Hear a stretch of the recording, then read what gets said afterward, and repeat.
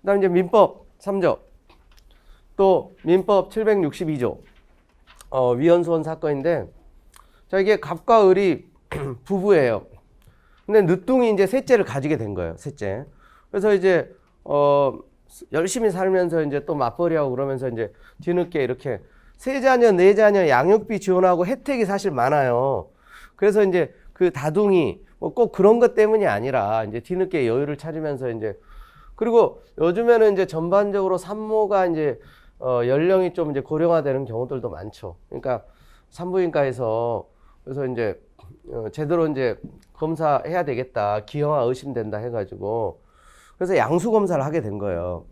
근데 이게 이제 문제는 조기 양막 파수 일으키게 돼가지고 결과적으로 이제 태내에서 이제 사망하는 일종의 의료 사고가 발생한 거예요.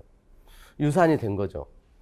그래서 이제 산부인과 의사는 이 검사로 인해서 발생할 수 있는 합병증이라든가 유산의 위험성에 관하여 설명 의무를 충분히 이행하지 않았어요. 그래서 이제 이 손해배상 소송을 제기했는데, 문제는 이제 이슈가 된 건 이 사산한 태아죠. 문제는.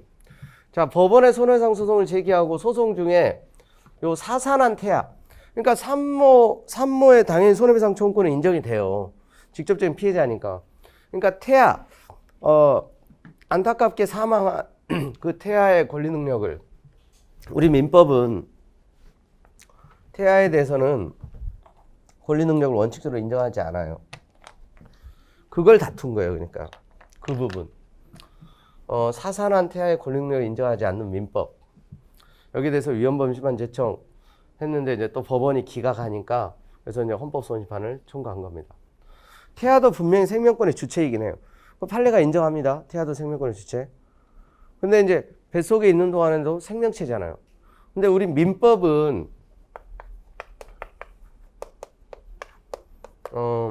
언제 권리 의무의 주체가 되냐면 이제 출생을 해야 돼요. 출생. 그래서 사람이라는 어떤 이제 시기가 언제냐?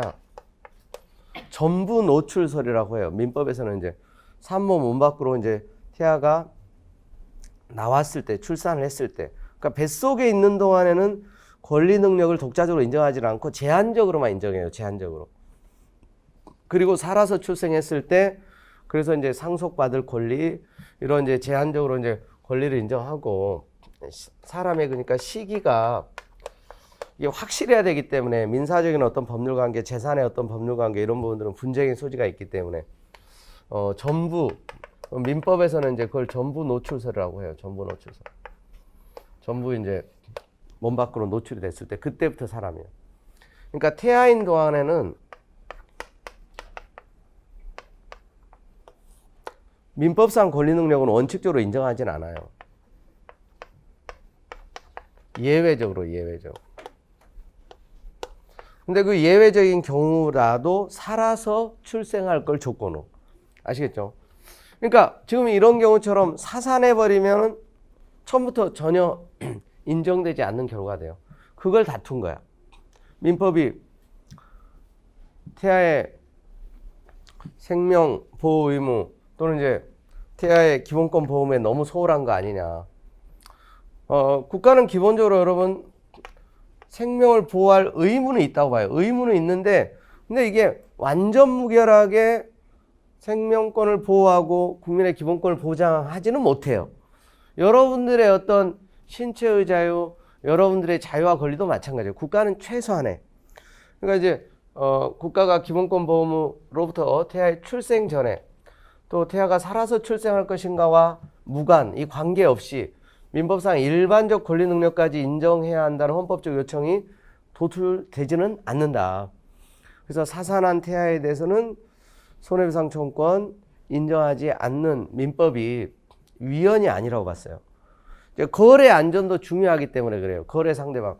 만약에 일반인과 동일하게 태아의 권리 능력을 인정하면 어떤 문제가 있냐면, 뱃속에 있을 때부터 태아의 명의로 집도 사고, 말 그대로 태아의 명의로 각종 법률 행위를 이론적으로 할 수 있다고 보는 거예요. 법정 대리인, 산모의 이름으로 또는 이제 아버지의 이름으로.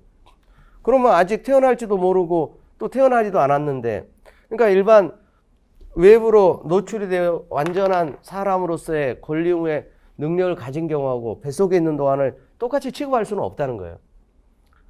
그리고 이제 뱃속에 있는 동안에도 인정은 한다. 제한적이긴 하지만.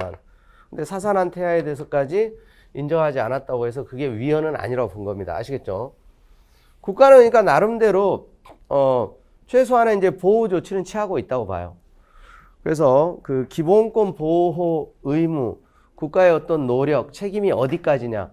이건 이제 다른 사건에서도 굉장히 중요한 쟁점인데 그건 이제 우리가 이제 본격적으로 공부를 하시게 되면 좀 더 깊이 있는 논의를 하게 될 겁니다. 그래서 결론적으로 이제 태아에 대해서 사산한 태아에 대해서 손해배상 청구권을 인정하지 않는 건 위헌이 아니다. 그러니까 이런 사건은 이제 산모 그 어머니 입장에서는 이제 뭐 손해배상을 받아요. 근데 태아의 고유한 어떤 손해배상 이거는 이제 인정되기가 어려운 거예요. 아시겠죠? 그런